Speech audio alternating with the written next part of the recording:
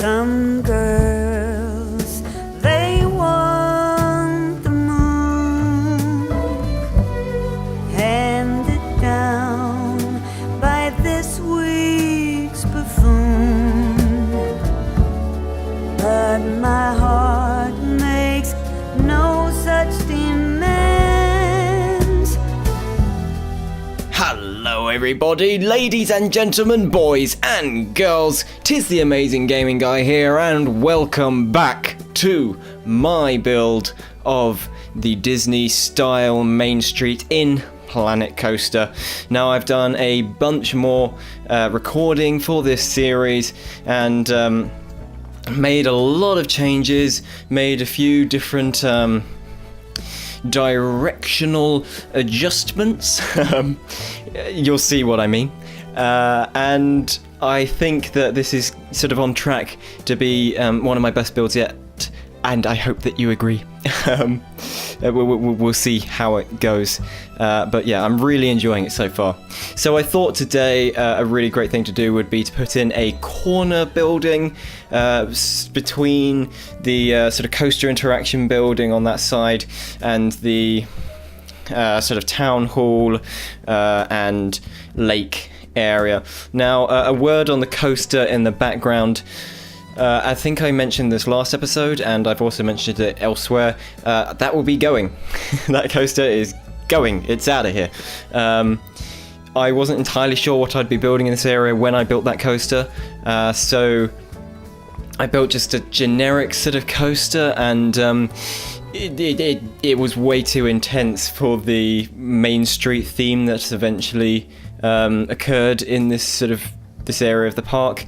It doesn't fit in, and that coaster will be given the boot very soon, during this episode actually. And I would like some suggestions on what to replace it with. In terms of the interaction, because I built those two buildings that you can just see the side of here last episode, I built these two buildings especially so that they would interact with the ride, and obviously that ride is going to be removed now. In terms of that, I'm thinking I might actually have a transport ride pass through there, such as the train line, or I can pass the monorail through there. Something a little bit simpler so that I don't have to incorporate whatever ride I build into this area with the scenery. I mean, it should match thematically, but it shouldn't need to actually come into Main Street. So yeah, I was wondering if you guys had any good suggestions with what to replace this ride with. It could be a wooden coaster, a hybrid coaster, a junior coaster, whatever you think would work here. What works with a Main Street style? Personally, I'm leaning towards a sort of, although it's not exactly Main Street, like the Big Thunder Mountain sort of coaster. Obviously, I'd have to make some adjustments to make it more of a Main Street suitable coaster, because that's, I think that's located in Frontierland in Disney World and Disneyland. Yeah, obviously not quite the right theme, but that style of coaster I think would be pretty cool. But yeah, let me know your suggestions, everyone, and we'll see what we can come up with. So yeah, this building I'm building right now, it's like a kind of like a little corner shop. It's not going to be massive, it's not going to be huge or grand. The decoration is going to be, it's still very sort of elegant in that typical Main Street style, but it is a lot sort of pared back in comparison to the other buildings I've built so far and will be building afterwards, because it's more of a sort of filler building. If you look at images of Main Street, and if you go to Main Street and actually look at it yourself, and if you do that, you're very lucky, because I'm jealous. I would love to go to Disney World. Yeah, that's a story for another time. But yeah, if you see images of Main Street, there's always these little smaller in-between buildings between the really big grand ones, and I've decided that I'm going to call these buildings the filler buildings, and I'm going to be putting a few of them throughout Main Street just to flesh it out and give it a little bit more depth and character, and just give it some more going on there. So this building that I'm building, I'm going to be building it all in sort of green and cream colours. I've decided that it's quite a good idea to have a central colour theme to each building that slightly differs from building to building. Based again on pictures and images of Main Street, and also of the architectural style in general, the style of the time, and I think it's... oh, gosh, I've just bashed the microphone, forgive me. Yeah, I think that it works quite well because it gives a lot of colour and vibrancy to the environment. I hope you guys agree with that, and I hope I'm doing it justice. Yeah, so let's get into some detail, shall we? So this building, I thought I'd put a small sort of protruding entranceway on, as I have with many of the other buildings, and that I would, instead of making a proper balcony on this one, because it would be a little too large for this structure, I think, I thought I'd go around it with just a small roof area to provide some shelter to the area underneath, rather than making a balcony. I know a lot of these buildings have the balconies, and I think every other building I've made so far has had a balcony, but I didn't want to put one on this one. I thought it would be a little bit too big. And I'm just doing the little radial pattern here as well, with the sort of the hook, what are they, like hook or ring objects. Again, that is a technique learned from Delay Designer. I followed her tutorials a while back when I was first starting to try and learn the Main Street style, and that's something that she did, and I've copied it a couple of times, so I must attribute her there. That's one of her ideas, I believe.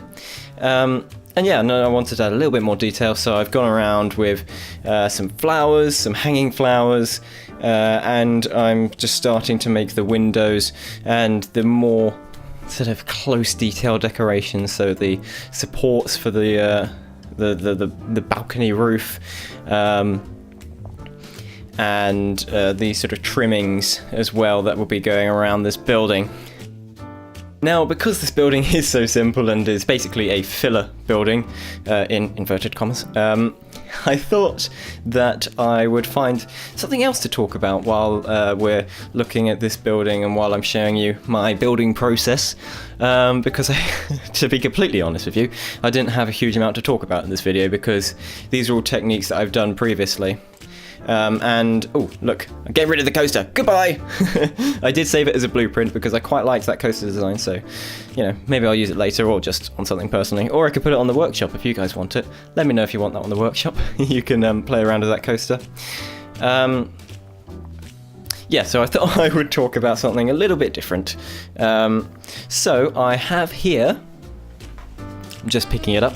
I have here a list from the interwebs of 17 things you didn't know about Disney World, and I thought I would go through these and have a little look at them and read them and talk about them, because this Main Street is so inspired by Disney World. I thought I'd just enjoy the sort of Disney vibes going on here. So, number 1, the Magic Kingdom is actually on the 2nd floor. I think I know about this one already, actually.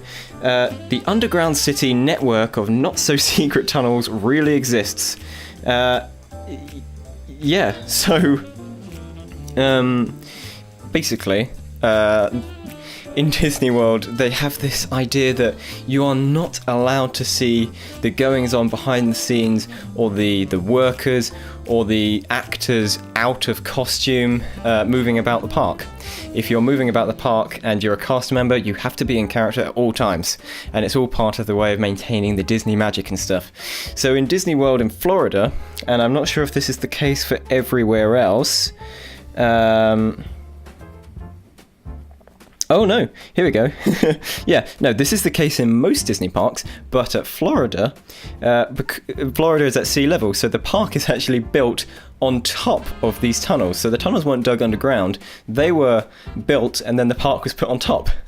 So I think that's pretty fascinating. And yeah, these tunnels are basically for all the cast members and stuff to get around the park without being seen. So I think that's pretty cool. Number 2. Disney World is the size of San Francisco or 2 Manhattans. Wow.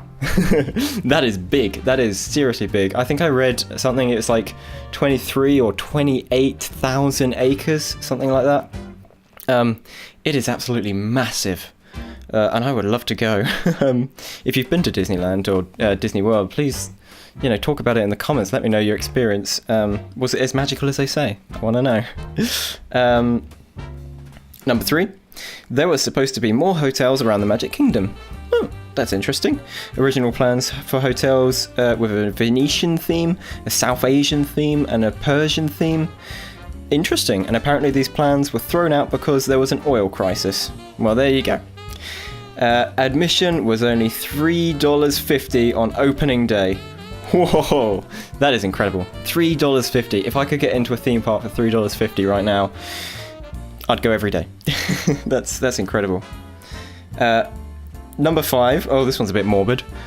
Dead people's ashes are everywhere. Oh my gosh. Okay. Apparently there's a lot of people who spread their loved ones' ashes at Disney World. So when you're going around, you get a bit of dust in your eye. That's not just dust. That is somebody, a ex-person, a person who has ceased to be.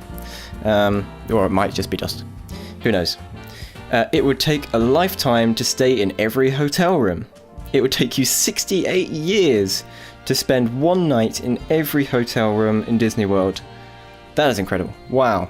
They must have so many hotel rooms. I would love to know how many they actually have. Number 7. Disney World is basically its own self-governing city. Wow, that's incredible.